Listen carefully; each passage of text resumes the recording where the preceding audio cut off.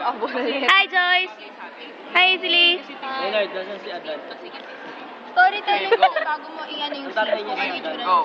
Storytelling ko. Si Eva, Munod. kay Claudia. And yun, Sino tatay niya? hindi alam kasi Okay, pinakasal. okay. Nung nag-10 years old si Claudia, 10 years old na si siya. Eva. 10 Ulit. years old si Ulit. Eva. Mabul na naman yan. Ano yung story? Si Eva. Nung, Eva. ha? Oo, 26 Oh, si sabi na Eva. lang. Tapos, Tapos, after 6 years, ayun, 6 years para 16. Kit-kit din. Si Claudia. Bumalik siya sa lugar niya, parang may outreach program. Pero yung niray, paano niray? Hindi niya alam. hindi niya alam na yun dun siya lumaki. Hindi niya alam. Kasi nga may amnesia siya. Nabato siya ng bato. Hindi naman ba? Nabagkanod. Trauma na lang. Trauma na lang. Parang nakalimutan na niya lahat. Nakalimutan niya lang.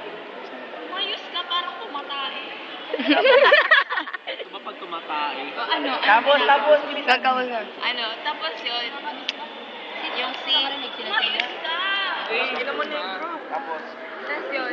Diba si Eva? Hanggang. yung ano, outbreak. Ay, outreach.